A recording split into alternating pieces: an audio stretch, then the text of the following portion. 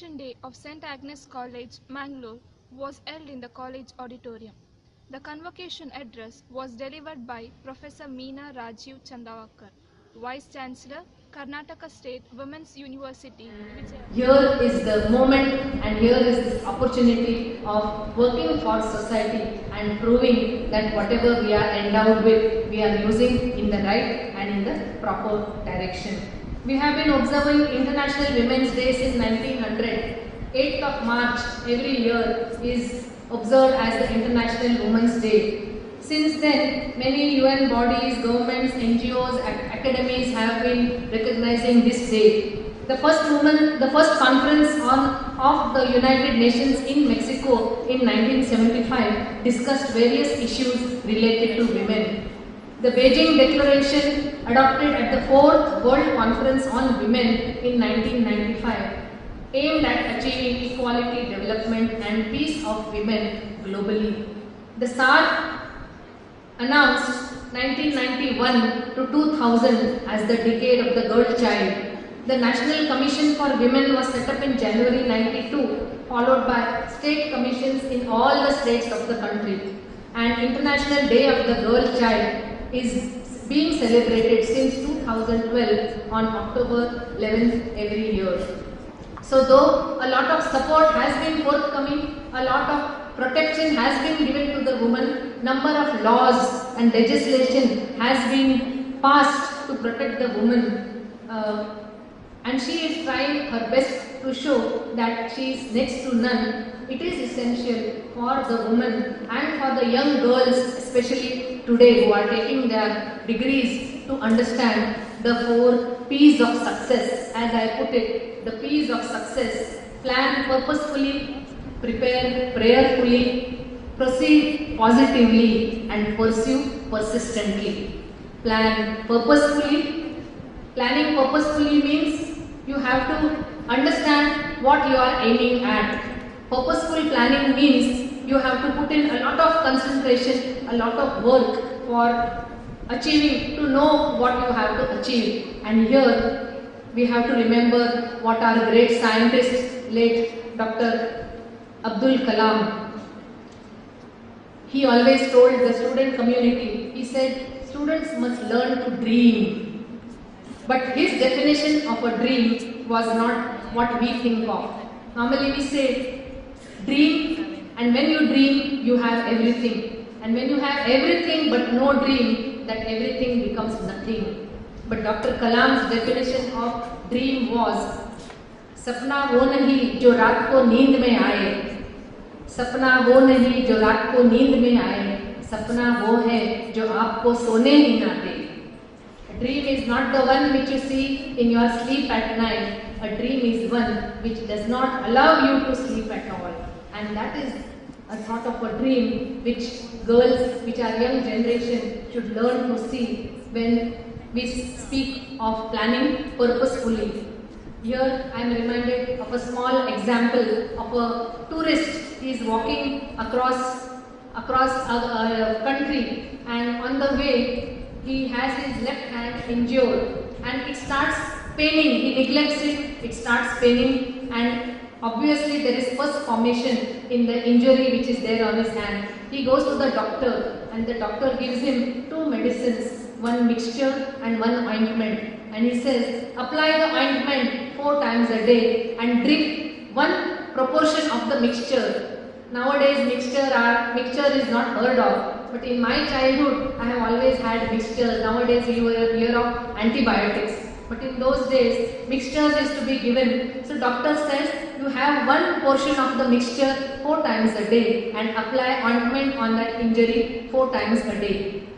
He takes the mixture and the ointment and he goes again. 4 days pass, the mixture and ointment is over, but the pain still persists. He goes to another doctor. He says perhaps the doctor was not good, he was a useless doctor. And he goes to another doctor when he comes to another place while traveling. And the doctor asks him, let me see, what did you take? And he shows him the ointment and that mixture. And the doctor asks him, how did you take that? He said, I ate the ointment 4 times a day and I applied the mixture 4 times a day. So he took the medicine, but he did not take it in the manner it should have been done. He should have applied the ointment, but he ate the ointment and he applied the medicine. So that is an example of not planning purposefully. You plan, you take the medicine, you study, but you are not very serious about your plan, and that is planning purposefully. Prepare prayerfully. Prayer is the antivirus which protects the windows of our life from the fatal viruses of gloom, depression and hopelessness. Hence, absolute faith in the Almighty and His divine grace is a critical necessity for success. I remember in school, when I was in Tamil Convent at Mumbai, on one occasion I saw a small poster called Footprints on the wall. And my principal, she said, please read that poster, she said. And every one of us, we were very, very impressed by reading that poster on footprints. It speaks of a devotee, one God's devotee. He is walking on the wet shores where there is wet sand, and he looks behind and he sees his own footprints, one pair of two footprints imprinted in the sand, and he feels very happy. As he goes ahead, he has a dream that God has come down from the skies and God is walking with him, and he tells him, my dear child, you must always have faith in me. I will never ever let you down. You please have faith in me. I will never ever let you down. I will be by your side always, God says. And he says, I have always had faith in you, sir. I have always had faith in you, O Lord.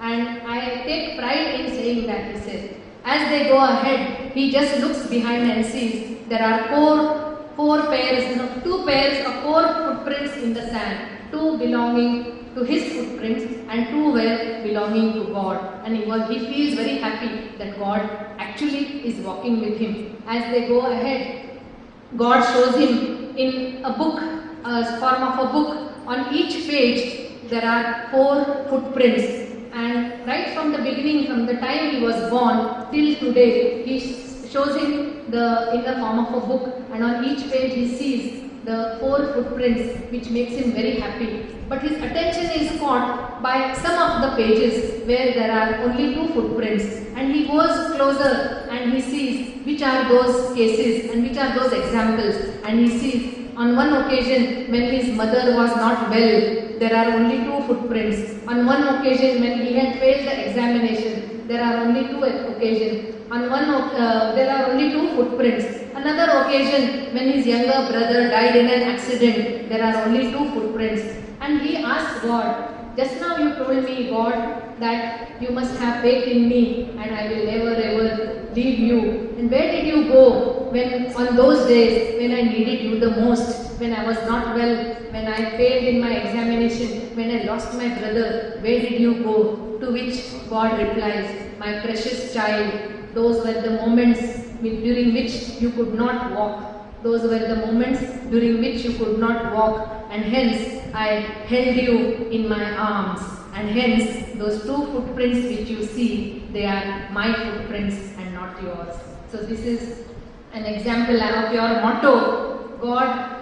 The motto says, God is our strength. And this is a true example of how God is always with us when we prepare prayerfully. So we have the quickly antivirus of the 21st century, but the prayer is the permanent antivirus which is there with us and which helps us to overcome the fatal viruses of gloom, depression and hopelessness. The third one, proceed positively with lot of confidence in yourself and with lot of confidence in your potential. And it is here to remind you that it is our attitude, not our aptitude, which determines the altitude of our life. It is our attitude which we take. No matter what happens, come what may, problems will always be there. But then how you face life with the attitude which you take towards life, that is very important. So success lies not in never falling, but getting up every time you fall. You will fall, 100 times you may fall, but then the sooner you get up and you start running, the sooner will you achieve your goal or you will go towards success. So positivity in life is a very, very essential condition. And the last one, pursue persistently, never ever give up, come what may. There may be failures, there may be pain, there may be sadness, you may feel like ending your life, but then pursuing persistently, that is the true success mystery which we have to adopt in life. Perseverance and patience in the pursuit of goals are crucial to tide through difficult times in life. Bill Toomey was a college student just like you all who was aspiring to participate in the 1964 Olympics. He wanted to participate in the decathlon event where there are 10 athletic events. He wanted to participate, and according to the rules of the college, only the top 3 would be sent for the Olympics, and Bill stood 4th.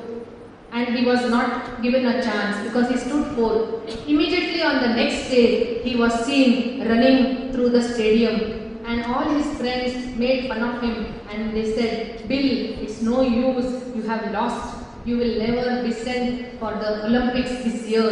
To which he replied, "I am preparing for the 1968 Olympics. This was the 64 Olympics. He was preparing for the 1968 Olympics which were held in Mexico." And you can imagine, Bill not only participated in the Olympics, but he bagged all the gold medals for the decathlon event. That is pursuing persistently. He had lost actually in 64. He could have definitely been demotivated or depressed and he would have never ever practiced, but he did not give up. That is pursuing persistently. That's a very important quality which we human beings have. Risks will always be there, but even if they are well planned, there is a good chance of failure too. It is these failures which will make one tough. We become tough only because of such failures. To conclude, I would say that this college has played a very, very pivotal role in providing you a platform for your all-round development. It has provided a very congenial atmosphere for you to blossom out to your fullest potential. Now it is your turn to express your gratitude by utilizing your capacities for the progress of the nation. Do your best to encourage more and more women to pursue higher education. The dawn of the 21st century is marked by a clear message: sustainable transformation of society through knowledge as the driving force.